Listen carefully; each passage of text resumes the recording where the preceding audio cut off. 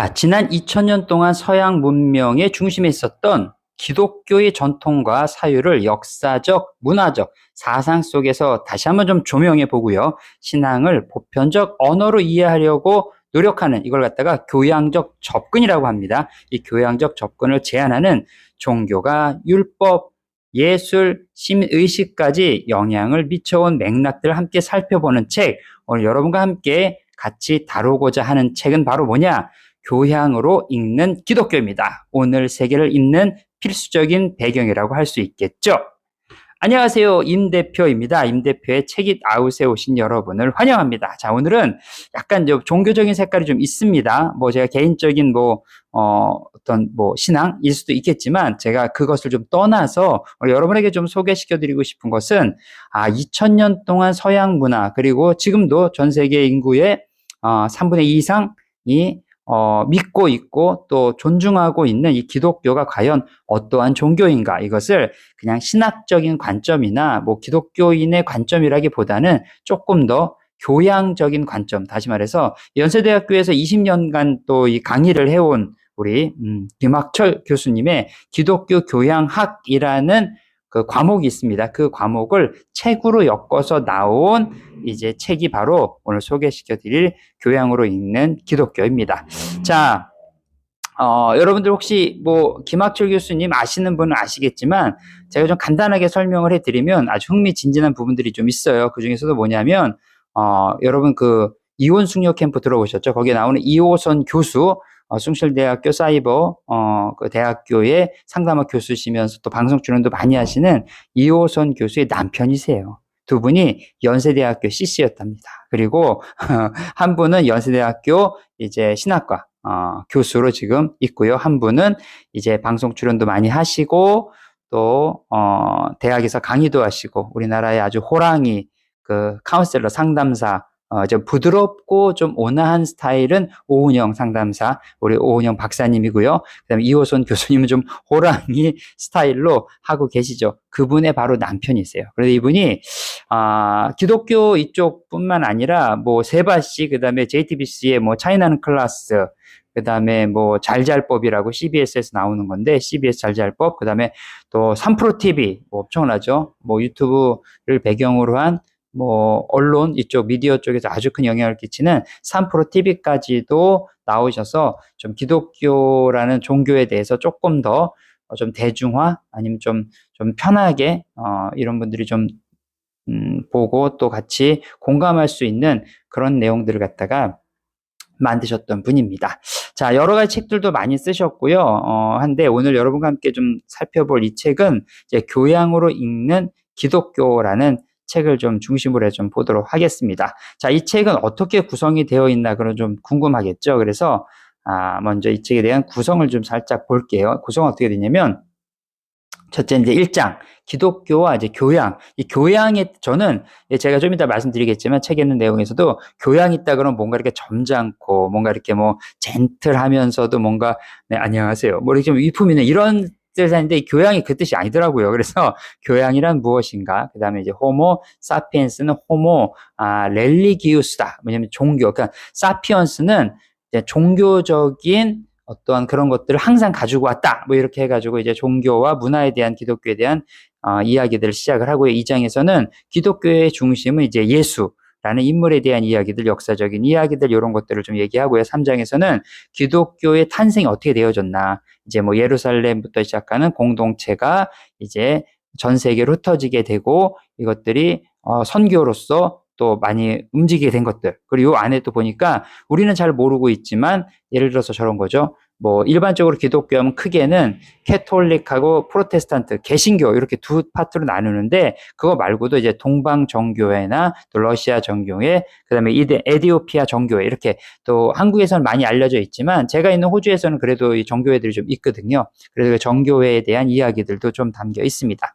4장에서는 기독교 역사의 빛과 그림자, 잘 아시겠죠. 우리가 십자군 전쟁이라든지 마녀사냥 이런 내용들 저도 읽으면서 참 가슴 아픈 이야기다.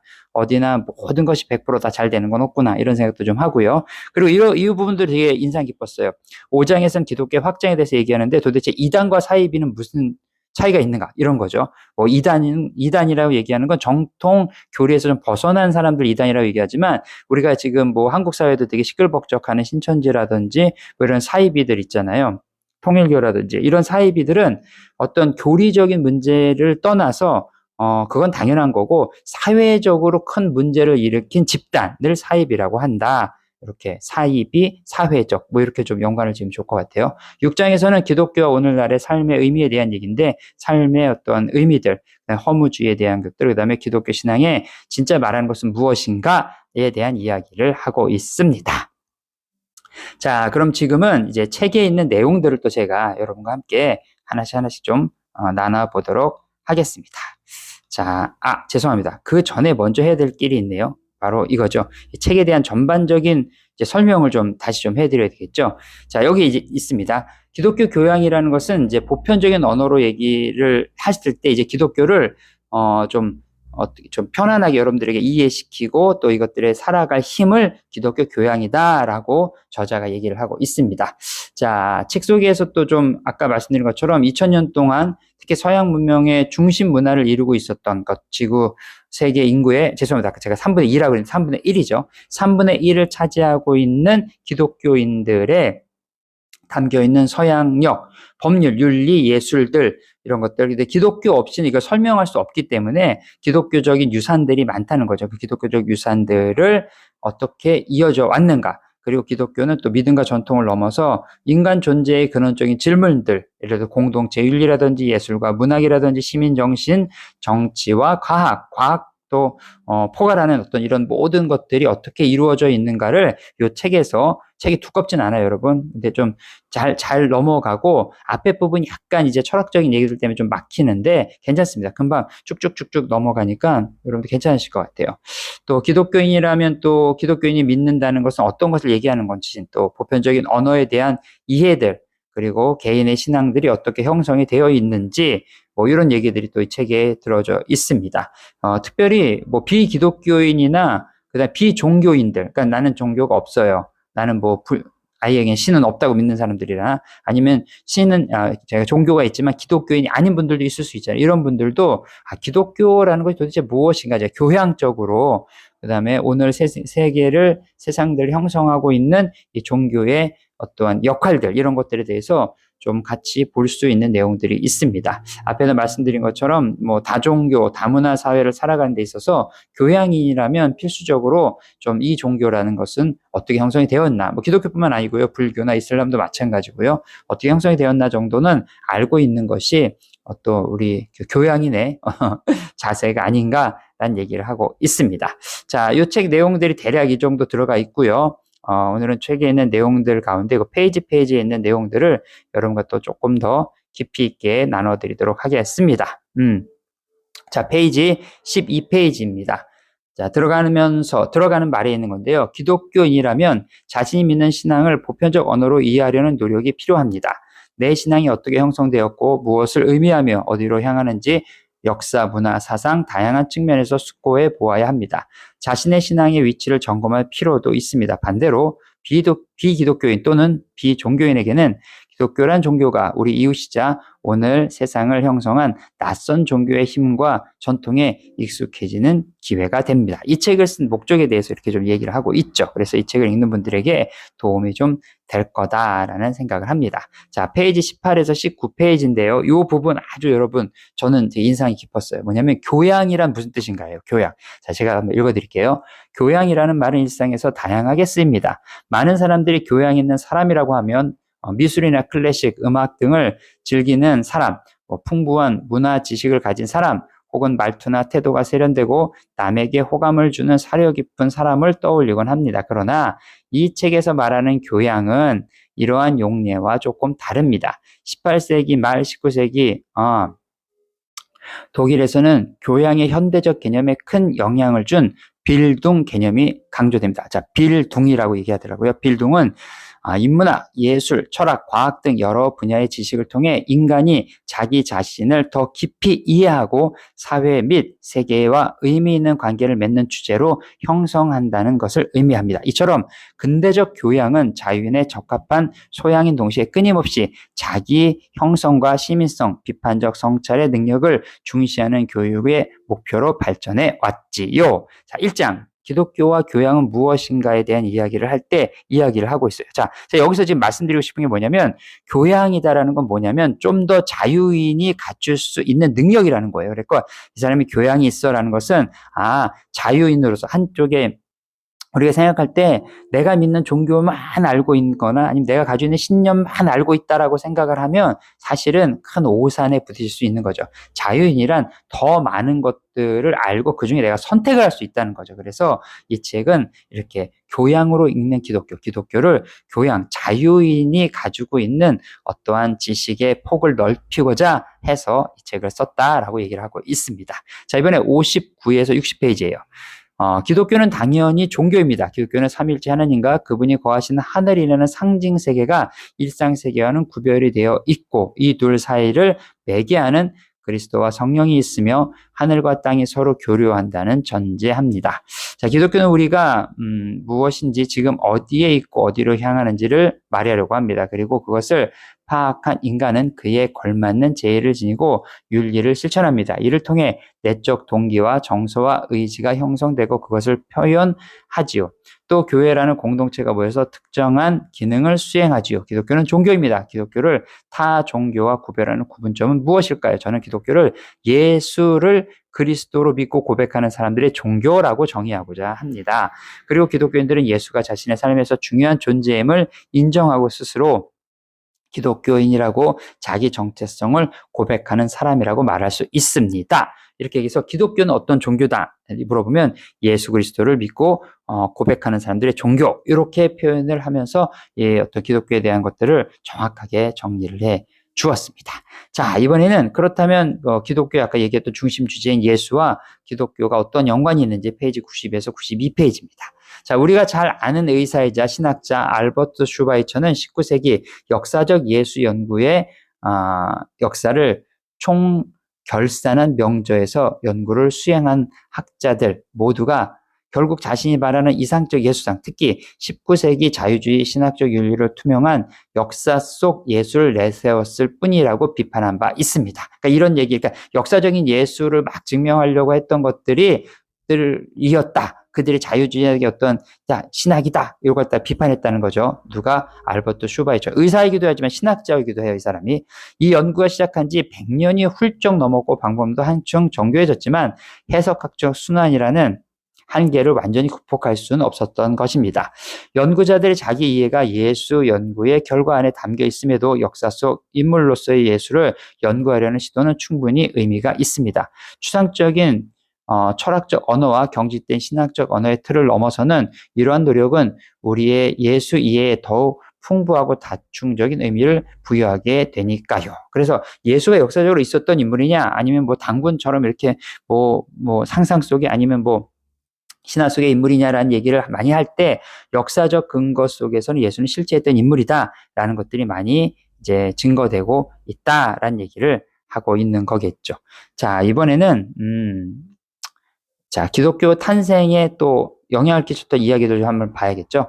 자, 페이지 140페이지입니다. 초기 예수 운동 선교사들은 예수 부활을 증언했고 그 증언으로 인해 순환과 죽음까지 감수하면서 신앙을 삶으로 살아내는 데 열정을 쏟았습니다. 이러한 적극적인 선교 활동은 고대 지중해 세계에서 독특하고 이례적인 현상이었습니다. 잘 생각해보면 아테네 사람이 아테네의 신을 선교하러 돌아다니거나 포세이돈 신앙을 열심히 전파하는 모습을 쉽게 상상하기 어렵습니다. 그러했다는 문헌도 찾기 어렵고요. 헬레니즘 로마 시대의 전통적인 종교들은 대부분 지역 공동체의 정체성과 결부되어 있으므로 외부와 신앙을 적극적으로 확산시키려는 구조나 세상에 전파하라는 식의 신학적 요구를 갖지 않았습니다. 자, 동방에서 유입되던 일부 신흥 미스터리 종교들조차 주로 개인적인 구원이나 비밀 의례에 집중했을 뿐 예수 운동처럼 조직적으로 곳곳을 다니면서 선교했다는 흔적은 많지 않습니다. 그러니까 기독교라는 종교가 다른 종교와 차이가 큰데 그것이 뭐냐? 바로 전파하려는 의도, 다른 사람들에게 전하려는 어떤 모습들이 많이 있었다라고 얘기를 하고 있습니다. 자, 이번에는 자, 조금 뒤로 좀 넘어가 보도록 할게요. 그래서 요거 너무 좋습니다. 페이지 229페이지입니다. 자, 기독교에는 다양성과 통일성이 있습니다. 나와 다른 견해를 가지고 있지만 다양성의 차원에서 수용할 수 있고 존중할 수 있으면서 서로를 형제 자매 교파 혹은 교단이라고 부릅니다. 교리, 예전, 전통 등의 차이가 있어서 서로 다른 단체로 정립할 것이니까요. 자, 가령 개신교 내의 장로회, 감리회 등은 다른 교단으로 불릴 수 있고 서로 존중합니다. 그러나 이단이라고 불리는 단체들도 있습니다. 이들은 기성 종교가 자신과 닮았으나 아주 중요한 부분에서 다른 견해 의견을 내세우는 종교 집단을 일컬은 말에 쓰입니다. 자, 기독교 문해력을 목표로 하는 기독교 교양학은 이단에 빠지는 것을 방지하는 데 결정적인 도움을 줄 수 있습니다. 또 이단과 사이비의 공통 특징과 위험성을 교양의 차원에서 알려줄 뿐만 아니라 기독교가 무엇인지를 소개할 수 있을 테니까요. 자, 아까 말씀드린 것처럼 이단과 사이비는 기독교와 다르다는 겁니다, 여러분. 이거 명심해 주셔야 됩니다. 신천지라는 통일교가 기독교 아니야 이렇게 얘기하시면 안 된다는 거예요. 그건 사이비, 그거는 어떤 기독교에서 사용하는 언어적인 것들을 가져다가 자기들의 욕심을 위해서 종교적, 사회적, 또 여러 가지 윤리적인 이런 문제들을 계속 일으키고 있는 것들은 기독교와 상관이 없다. 이렇게 이제 얘기를 한다는 거죠. 자, 마지막으로 페이지 240페이지에 있는 내용입니다. 교양 교육의 중요한 목표 중 하나는 인간을 특정 목적에 종속된 도구가 아닌 자유로운 주체로 세우는 것입니다. 또한 다른 인간은 물론 비인간 존재들과도 더불어 살아가는 공동체적 품성인 시민성을 함양하는 데 있습니다. 그런데 이러한 목표는 그 자체가 완전한 목적일까요? 아니면 더 높은 무언가를 향한 과정일까요? 이 물음은 우리 모두가 한 번쯤 던지는 삶의 의미라는 근원적인 질문과 맞닿아 있습니다. 그렇다면 과연 우리의 삶에서 보편적인 의미란 존재할까요? 만약 있다면 그 모습은 무엇이며 만약 없다면 우리는 어떤 태도로 살아가야 할까요? 의미를 찾으려는 노력 없이 그저 흘러가는 대로 살아도 괜찮은 것일까요? 혹은 삶의 의미란 저마다 만들어가는 주관적인 이야기에 불과한 것일까요? 이 마지막 장에서는 이 문제들을 탐구하고 기독교의 오랜 전통과 자원이 인간의 삶의 궁극적인 의미야 어떻게 연결될 수 있는지를 성찰해 보고자 합니다. 자, 마지막 장에 대한 이야기를 이렇게 쓰고 있는 부분들을 좀 제가 읽어 드렸습니다. 자, 여러분, 오늘은 교양으로 읽는 기독교라는 그 책을 좀 여러분들에게 소개를 시켜 드렸습니다. 이게 아까 제가 말씀드렸듯이 기독교 신앙이 있던, 기독교 신앙이 없던, 그 다음에 아예 그냥 무신론자던 우리가 교양이라는 파트 안에서 이 시대에 많은 사람들을 만나고 그들과 대화하고 공동체 안에서 어울려서 살아갈 때 제가 말씀드리는 건 사회적 공동체죠. 국가적 공동체도 되고요. 할 때 또 기독교라는 세계 인류의 3분의 1이 믿고 따르고 있는 종교는 과연 어떤 종교인가를 아는 것이 크게 도움이 된다라고 오늘 이 책들은 얘기하고 있고요. 그러한 어떤 목적 아래서 오늘 같이 설명을 해드렸습니다. 자, 오늘 여러분들 이 책이 도움이 되셨다면 구독과 좋아요, 알람 설정도 부탁드리고요. 임 대표의 책잇 아웃은 또 여러분에게 좋은 책들 선별해서 또 소개시켜 드리도록 하겠습니다. 자, 오늘도 여러분 여기까지고요. 여러분이 좀 더 자유인으로서 더 큰 어떠한 자유함을 경험할 수 있었으면 좋겠습니다. 그럼 다음에 다시 만나겠습니다. 오늘은 여기까지.